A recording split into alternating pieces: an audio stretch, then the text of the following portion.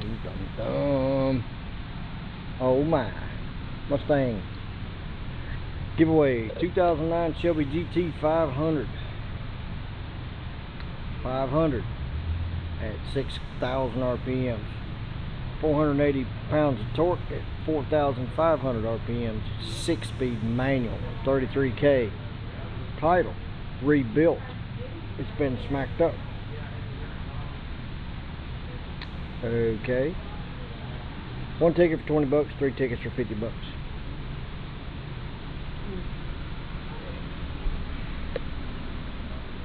She's pretty.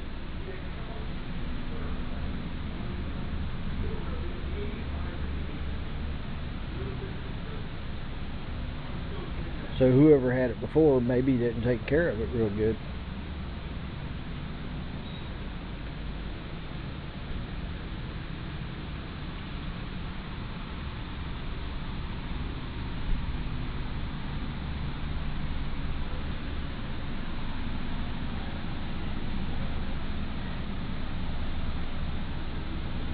And this is in case you can't afford the whole car right here now.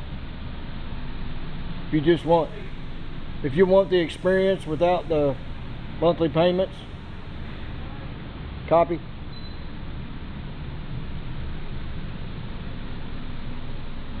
As if you don't want the whole car.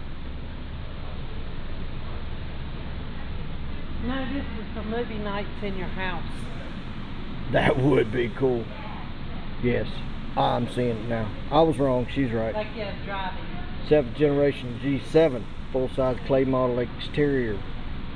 Just the clay model exterior. Don't touch. It's made out of clay.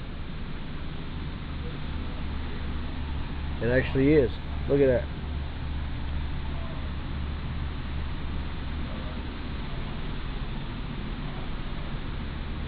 So if you have clay and you start sculpting, this is what you could potentially end up with. You're going to need a lot of clay. Like you're going to need somebody with a farm so that you can get it. Alright, let's talk about motors. Ford 289 V8.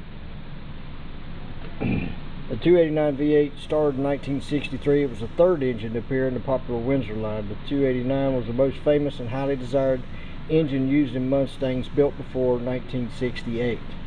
That was primarily because, in my opinion, they honed them more.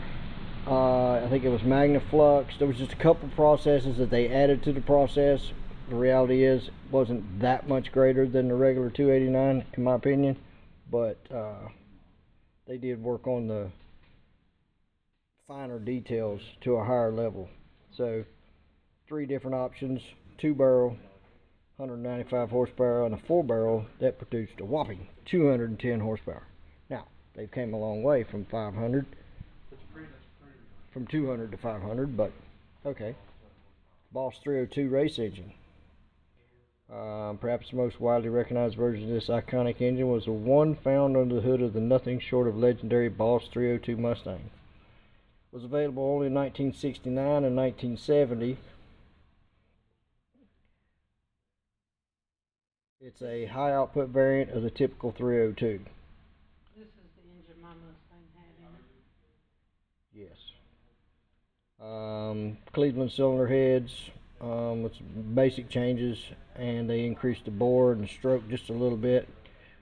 The major change was a bump from 10.5 to 1 bump to a 10.5 to 1 compression ratio. 290 horsepower, 290 foot-pound of torque. It was a remarkable increase of 80 horsepower, regular standard version 1969. Cobras, 306 horsepower GT 350 engine, 329 foot-pounds of torque. That is the Paxton supercharger, by the way. Yeah. 351 Mustang, 6970.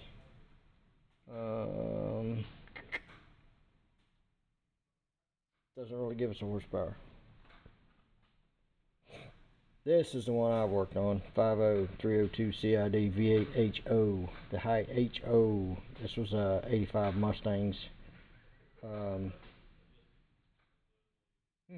Says it started in 86 production years net, but we had it in an 85. Why is that? Because ours was the anniversary. That's why. Okay. 200 horsepower, 4,000 RPMs, 265 horsepower, foot-pounds of torque at 3,400 RPMs. That little rascal will get sideways in a little Mustang quick. 4.6. Yeah, I wasn't impressed with that one either. 5.2. Nah, voodoo. Voodoo. Alright, let's keep it going.